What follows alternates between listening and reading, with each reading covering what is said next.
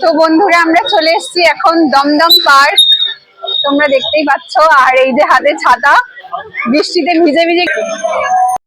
তো আমরা মণ্ডপটার একদম ঢোকার মুখে কিন্তু একটা দিকে লেখা রয়েছে, এখানে কিন্তু ম্যাপ পয়েন্টিং করা রয়েছে এই মণ্ডপটার থিম হিসাবে।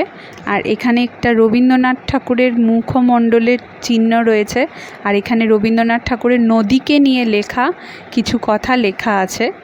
তো আমরা সবটা কিন্তু এখানে দেখাচ্ছি যে ডান দিকে যে লেখাগুলো রয়েছে এগুলো পড়লেও কিন্তু তোমরা এই থিমটা সম্পর্কে জানতে পারবে যে এই থিমটা সম্পর্কে কি বলতে চেয়েছে। তো প্রাকৃতিক যে আর কি ধ্বংসের কারণ, তো নদী নিয়ে এই পরিকল্পনাটা করা হয়েছে।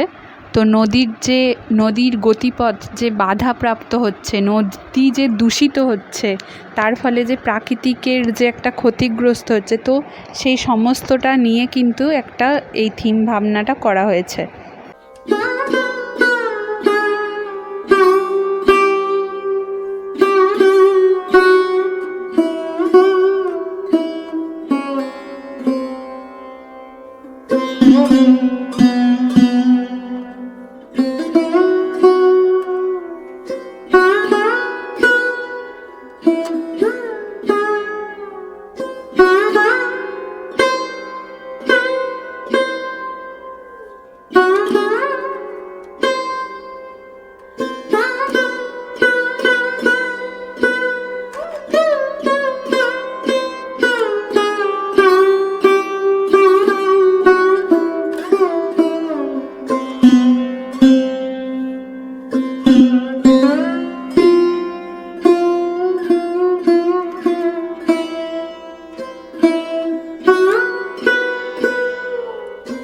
তো এরকম পাহাড়ের নিচেই রয়েছে দেবী মূর্তি।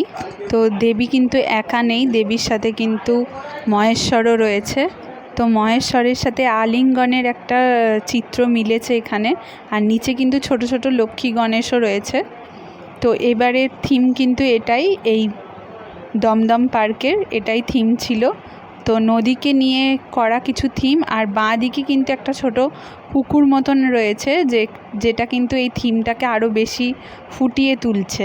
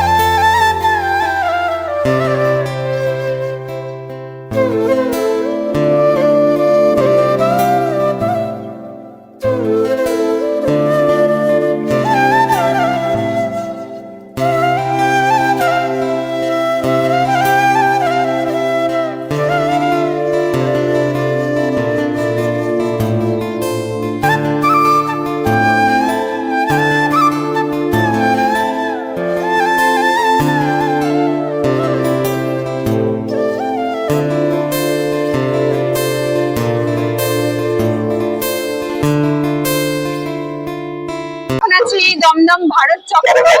তো ভিজে ভিজে দেখতেই পাচ্ছ যে ঠাকুর দেখছি। তো আমরা দমদম পার্ক থেকে একদম ঠিক পাশেই চলে এসেছি। তো চলো তোমাদেরকে দেখাই। তো বন্ধুরা, এটা কিন্তু জামদানি শাড়ির যে ডিজাইন, তো সেইগুলো নিয়েই কিন্তু প্যান্ডেল। তোমাদের ডিজাইন গুলো একটু দেখাই। দেখতেই পাচ্ছ পুরো জামদানি শাড়ির যে ডিজাইনটা হয়, তো তারই ওপর বেস করে কিন্তু এই প্যান্ডেলটা তৈরি হয়েছে। গোটা প্যান্ডেলটাই কিন্তু জামদানি শাড়ির ডিজাইনের উপর বেস করে হয়েছে।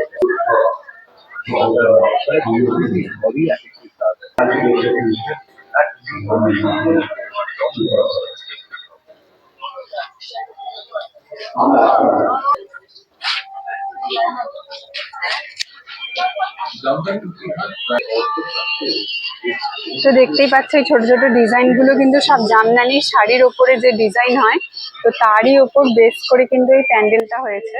আর জামদানি শাড়ি যেহেতু একটা প্রাচীনতম শাড়ি, তো জামদানির শাড়ির যেরকম সূক্ষ্ম সূক্ষ্ম ডিজাইনের কাজ হয়, তো সেই সব ডিজাইনই কিন্তু এইখানে করা আছে। আর এই জিনিসগুলো কিন্তু একদম অরিজিনালি শিল্পীদেরকে নিয়ে এসে করানো হয়েছে। তো দেখতেই পাচ্ছ যে কত সুন্দর হাতের কাজ এই জামদানির শাড়ির, যার জন্য এখনও পর্যন্ত মানুষের আকর্ষণ এই শাড়ির। তো তারই কিন্তু ডিজাইন দিয়ে পুরো মণ্ডপের প্যান্ডেল কিন্তু সাজানো হয়েছে। তো ওপরেও কিন্তু এরকম স্ট্রাকচার টাইপের ছিল, আর যেখানে ঘন কাজ ছিল আর কালারিং ফুল দিয়ে এরকম সুন্দর সুন্দর বোনা হাতের কাজ হোয়াইটের ওপরে, অপূর্ব সুন্দর লাগছিল।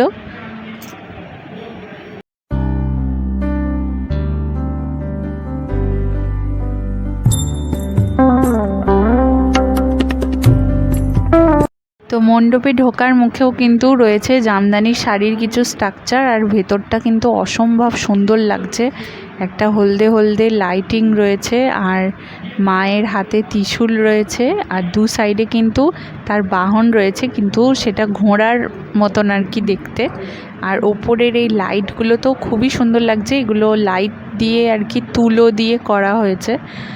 আর এইখানে কিন্তু মাতৃ প্রতিমার একটা উজ্জ্বল বর্ণ রয়েছে, খুব সুন্দর লাগছে।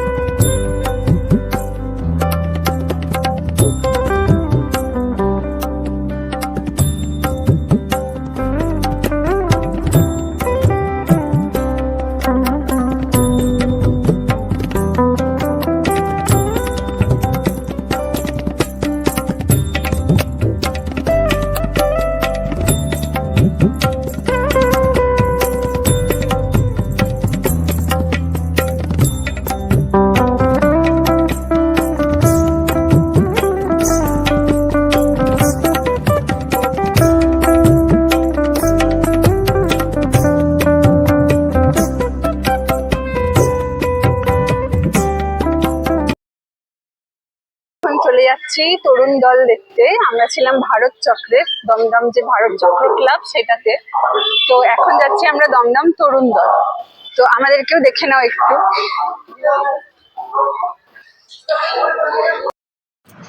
তো বন্ধুরা, আমরা তো পুজোতে ঘুরছি, তো তোমরাও কেমন কি ঘুরছো কমেন্ট করে জানিও অবশ্যই। তো এই যে আমরা এখন যাচ্ছি দমদম তরুণ দলের ওখানে। তো চলো রাস্তায় কীরকম ভিড় না ভিড় সেগুলো তোমাদেরকে একটুখানি দেখায়। আর যেহেতু আমরা একটু সকাল সকাল করে বেরোচ্ছি, তো সেই কারণেই কিন্তু এই আর কি একটু ফাঁকা ফাঁকা ছিল।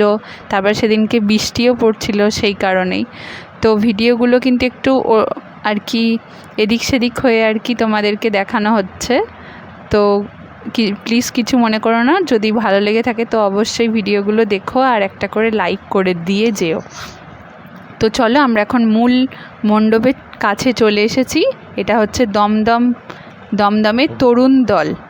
তো এইখানে কিন্তু মণ্ডপের মধ্যে কিন্তু নীল বিদ্রোহ করেছে। একটা নীল বিদ্রোহ নিয়ে যে থিম, সেটাই হচ্ছে এইবার থিমের ভাবনা। তো এখানে রানী ভিক্টোরিয়া রয়েছে, একদম মণ্ডপে ঢুকতেই কিন্তু রানী ভিক্টোরিয়ার একটা স্ট্যাচু ছিল। আর সেটাকেই কিন্তু কেন্দ্র করে পুরো ব্রিটিশদের যে কোট, লোহার তৈরি সব কিছু করা হয়েছে, লোহার তৈরি কোট ছিল। তারপর দীনবন্ধু মিত্রের যে নীল দর্পণ নিয়ে কিছু লেখা, তো সেই সব কিন্তু মিলিয়েই এই থিমটা করা হয়েছে। তো দেখতেই পাচ্ছ বাঁদিকে কিন্তু রানী ভিক্টোরিয়ার একটা স্ট্যাচু করা হয়েছে, আর চারিদিকে কিন্তু তোমার নীল বিদ্রোহ নিয়ে যেসব আন্দোলন হয়েছিল, তো সেই সবেরই আর কি থিম হয়েছে এটা।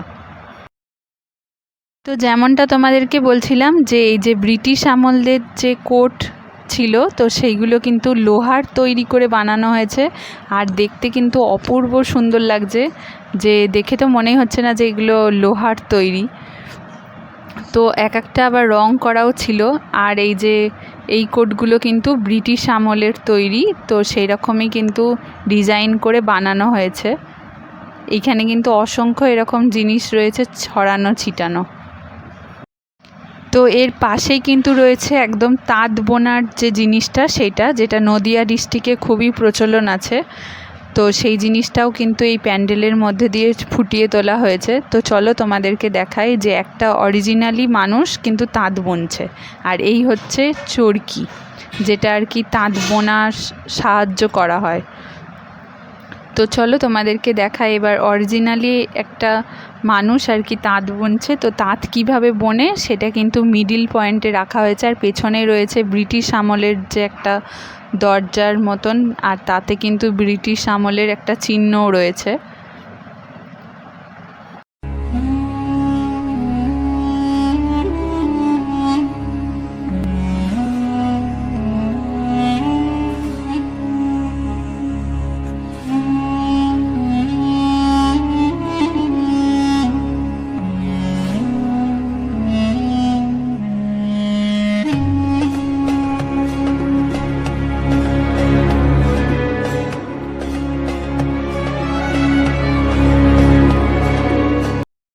প্যান্ডেলের পাশে কিন্তু সুতোর রিলও ছিল।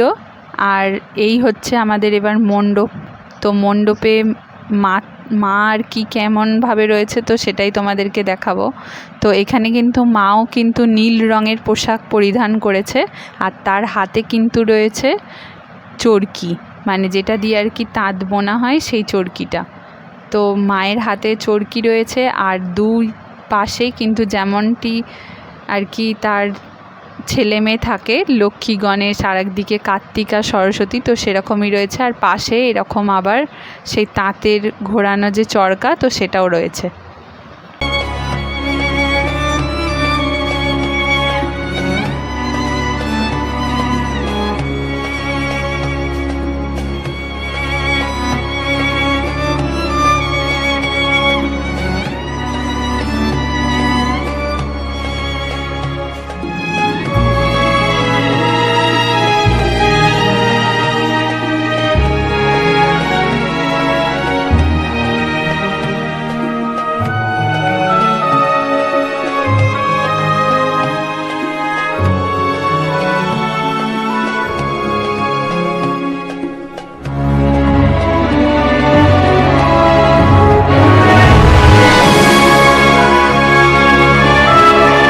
দমদম তরুণ দল দেখা হয়ে গেছে, এবার আমরা চলে এসেছি একদম চোর বাগান সর্বজনীনে। তো চলো তোমাদেরকে দেখাই এবারে এদের থিম ভাবনা কীরকম হয়েছে। তো চোর বাগানের থিম ভাবনার মধ্যে কিন্তু ফুটিয়ে তোলা হয়েছে দুর্গাকে। তো দুর্গা হচ্ছে সৃষ্টি, তো সেইটা নিয়েই কিন্তু থিম ভাবনা করা হয়েছে। আর বাইরে থেকে কিন্তু স্ট্রাকচারটা এরকম, প্যান্ডেলের একটা উজ্জ্বলতা কিন্তু এইরকম টাইপের ছিল।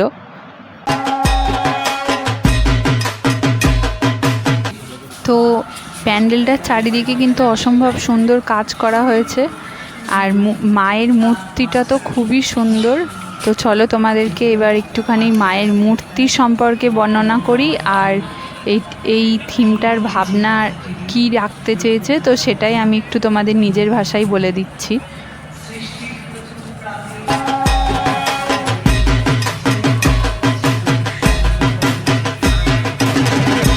তো দুর্গা কিন্তু সব মেয়ের মধ্যেই আছে। দুর্গা বলে আমরা জানি যে নারী, এবং নারী মানেই হচ্ছে সৃষ্টি। তো বাড়ির বউ, মেয়ে, কৃষকের বউ, এইসব জাতি ভেদ সব কিছুকে তোয়াক্কা না করেই কিন্তু একটা যে কোনো পর্যায়ের মেয়ে কিন্তু আমাদের মাতৃরূপে আর কি দুর্গা। তো এটাই সমাজে আমাদের মানা হয়, এটাই স্বীকৃতি দেয়া হয়। তো এই মাতৃত্বের মূর্তিটির মধ্যে আমাদের ধরিত্রীর মা একদিকে যেমন অন্ন প্রদান করছে, তার হাতে দেখো ধানের শীষের একটা অংশ রয়েছে, আর অন্যদিকে কিন্তু ত্রিশূল দিয়ে অসুর বধ করছে। তো মেয়েরা পারে না এমন কোনো কিছু হয় না।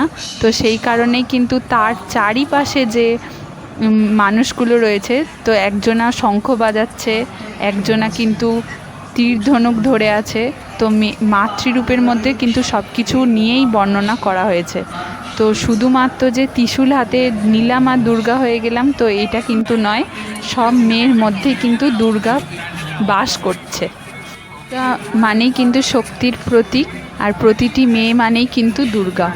তো এই প্যান্ডেলটাতেও কিন্তু লোহার কিছু স্ট্রাকচার আর মেটেরিয়াল রয়েছে, তো চারিদিকটা এইরকমভাবে সাজানো হয়েছে।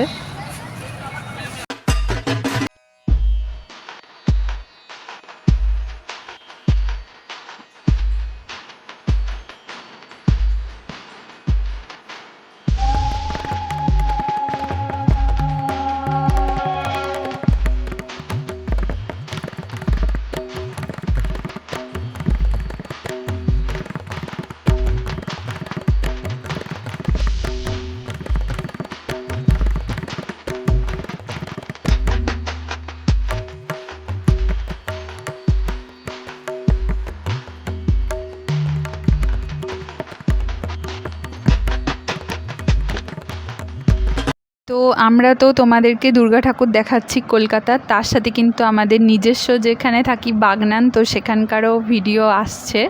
তো দুটো মিলিয়ে মিশিয়ে অ্যাডজাস্ট করে নিও, একটু আগে পরে হয়তো হয়ে যাচ্ছে। তো তোমাদের যদি ভিডিওটা ভালো লেগে থাকে তো অবশ্যই একটা লাইক করে দিয়ে যেও, যাতে আমরা একটুখানি ভিডিও বানাতে মোটিভেট হই। তো থ্যাংক ইউ, তোমরাও অনেক ভালো থেকো, আর চ্যানেলটাকে পারলে একটা সাবস্ক্রাইব করে দিও আর অনেক অনেক শেয়ার করো। তো বাই, তোমরাও দুর্গাপুজো খুব ভালোভাবে কাটিও।